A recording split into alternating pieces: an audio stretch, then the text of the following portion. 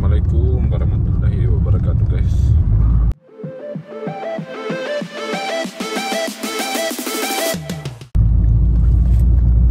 Gimana kabar kalian?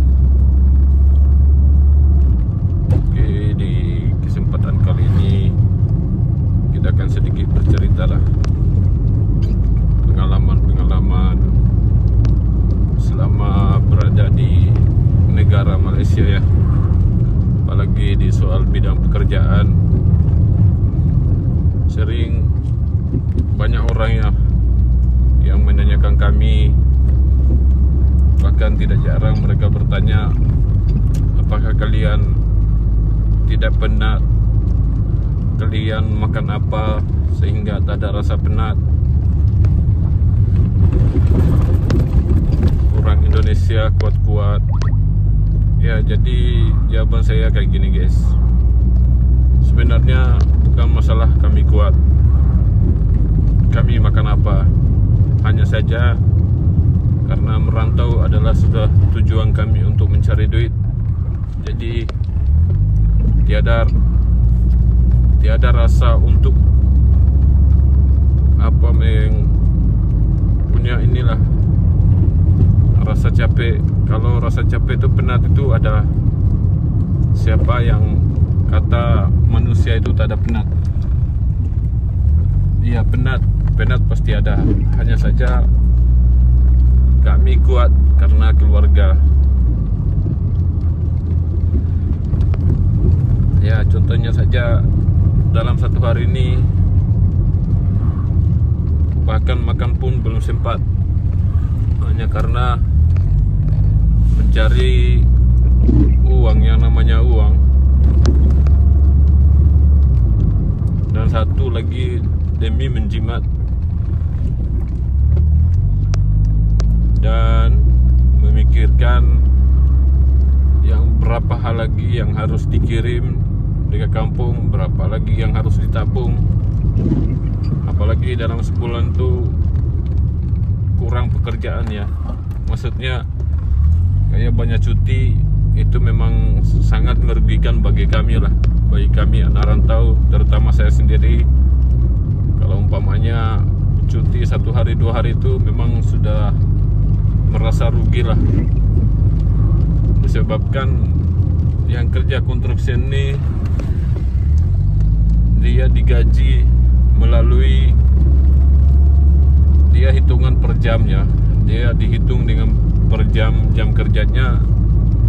Ibaratkan 1 jam itu 10 ringgit ataupun ada yang 15 ringgit.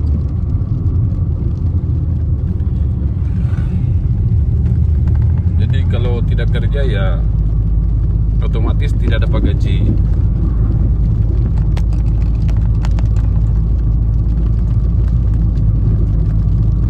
Dan ketika orang-orang mengira kami punya gaji besar, tapi sesungguhnya sungguh tidak sama lah dengan yang kerja di bagian perusahaan atau di kilang-kilang ataupun restoran kayak gimana. Walaupun dia di hari cuti,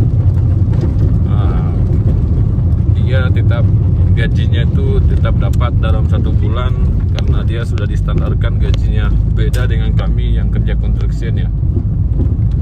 Jadi kalau tidak masuk kerja ya tidak dapat lah.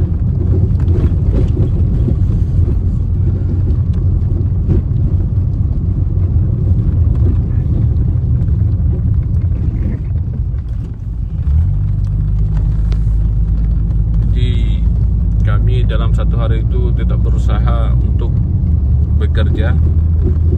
Dan seperti yang saya bilang sebelum-belumnya, bahwa kerja tidak kerja kami tetap dicas dalam 10 ringgit 1 hari.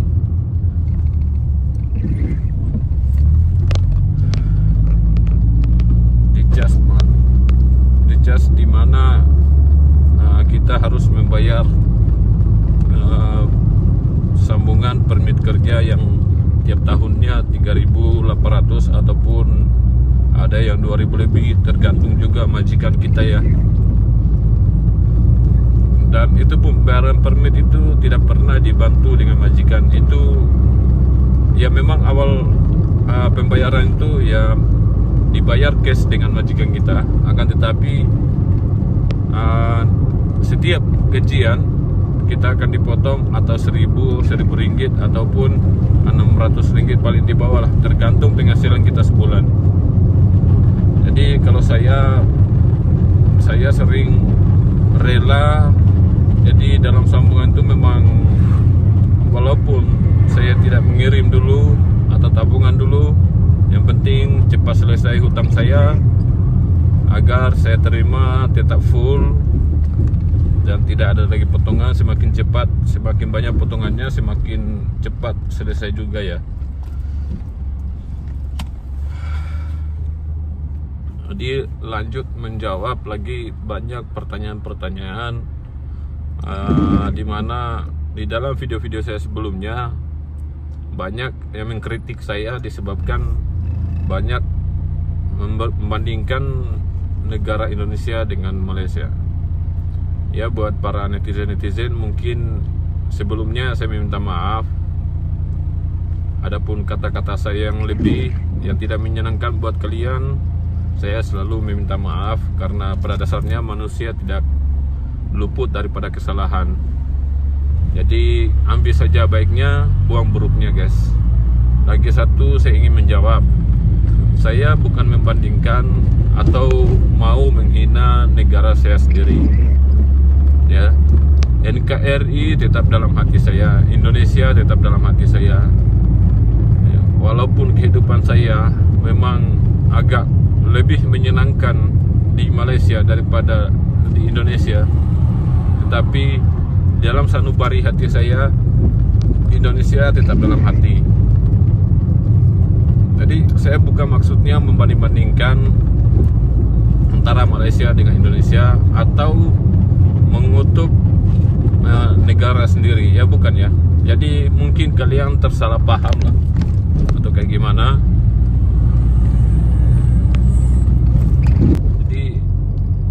Di dalam video-video saya sebelumnya, saya tidak pernah merendahkan ataupun mengutuk mana-mana negara. Saya bercerita mengenai kelelahan pemerintahan dia. Dan baru-baru ini pun, ya kenapa negara Indonesia, rakyat Indonesia banyak memilih ke luar negeri untuk bekerja daripada di negara sendiri. Dan seperti dikatakan, sedangkan sekarang di Indonesia pun sudah banyak pekerjaan yang tersedia, namun masih saja rakyat Indonesia lebih memilih kerja ke luar negeri daripada di negara sendiri. Ya, disebabkan apa? Yang pertama, banyaknya peraturan-peraturan tentang dalam mencari kerja di Indonesia.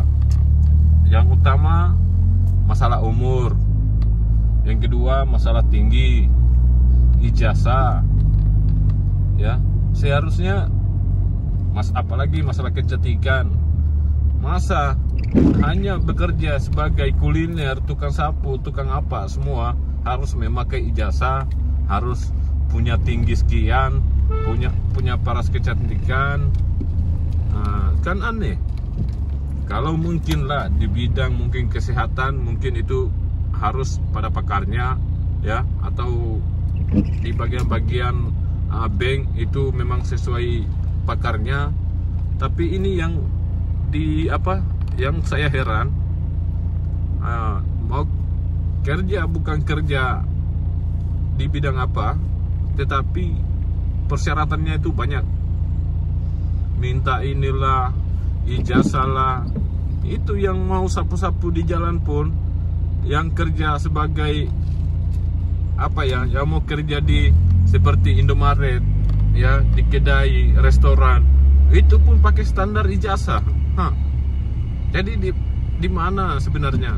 Sebenarnya undang-undang yang dibuat oleh pemerintah Indonesia memang bukan untuk memakmurkan rakyatnya sendiri, akan tetapi malah memiskinkan rakyat sendiri. Ya. Jadi contohnya di luar negeri itu tiada batas umur ataupun apa ya, kalau di bidang-bidang di luar daripada untuk kerja kerajaan lah, seperti kerja pemerintahan itu memang harus memerlukan kepakaran kita ataupun ijazah apa semua. Akan tetapi beda dengan ini ya, dengan di negara luar. Negara luar itu kalau masalah kerja swasta ini, dia nggak perlu kamu harus ada ijazah, harus cantik, harus tampan, harus punya tinggi. Selagi kamu ada kemauan, mereka menerima. Ya contohnya, itulah seperti yang dikatakan oleh Bunda Korolaya. Ada pun lagi yang menjawab di salah satu, umpamanya di Jerman sana. Jadi kalau Jerman ada peraturan kayak di, mereka pun heran-heran kalau dengar di Indonesia dalam mencari kerja harus punya batas umur ini. Kalau di luar negara tuh, di Eropa sana, kalau ada peraturan begitu, bermakna itu rakyat diskriminasi ya, nggak tahu lah apa itu, yang di inilah kayak merendahkan rakyatnya sendiri. Jadi kalau di luar negeri, selagi kamu masih mampu, walaupun tua, tapi kalau masih mampu, mereka bekerja. Contohnya dicarikan ya pekerjaan yang sesuai dengan fisik mereka, ya. Tetap mereka tidak pernah menolak. Contohnya di Malaysia, nggak usah jauh-jauh lah, di Malaysia kalau yang tua-tua, yang sudah tua tuh dicarikan pekerjaan dia seumpama jaga pom minyak, ya, ataupun mereka kerja sebagai security, ya. Ya pokoknya lah dicarikan pekerjaan untuk rakyatnya. Mereka tidak di bahagian swasta itu tidak memerlukan apa-apa, janji ada kemauan, kerajinan, ya boleh bekerja. Nah kalau di Indonesia, sehingga banyaknya rakyat Indonesia bekerja memilih ke luar negeri daripada dalam negara sendiri. Seperti katanya ada juga pertanyaan yang saya dapat, kenapa kalian tidak pulang membangun negara sendiri? Membangun tuh kayak gimana? Emangnya kita rakyat yang mau membangun? Bukannya pemerintah yang mengatur semuanya? Ya, apalagi soal biaya sekolah. Sekolah sudah mahal-mahal. Pemerintah pun sudah menyatakan bahwa gratis. Seperti kemasukan di tentara ataupun polisi di Indonesia itu katanya gratis. Tapi masih saja ada oknum-oknum, ada saja praktek-praktek di lapangan yang diperjualbelikan, itu jabatan diperjualbelikan. Bahkan mereka tidak melihat prestasi orang tersebut. Walaupun dia berprestasi, kalau di dalam tersebut umpama dia tiada kabel atau yang dikenal, dia boleh dijatuhkan dan akan dinaikkan orang-orang yang mereka sok, umpamanya yang ada punya kuasa dalam tersebut.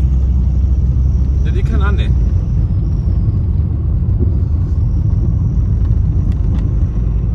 Jadi itulah sehingga kami rakyat Indonesia pun memilih ke luar negeri, saking biaya hidup di Indonesia pun mahal. Sebenarnya bukan saja soal ini ya, bekerja di Indonesia sebenarnya gaji juga hampir setara dengan Malaysia. Akan tetapi masalah biaya kehidupan sehari-hari itu yang mahal, ya. Jadi karena saking mahalnya, gaji 7 juta 8 juta pun kadang gak cukup lah di sana. Nah bayangkan sewa rumah saja sudah berapa, kalau umpamanya kerja di luar daerah kita juga ya.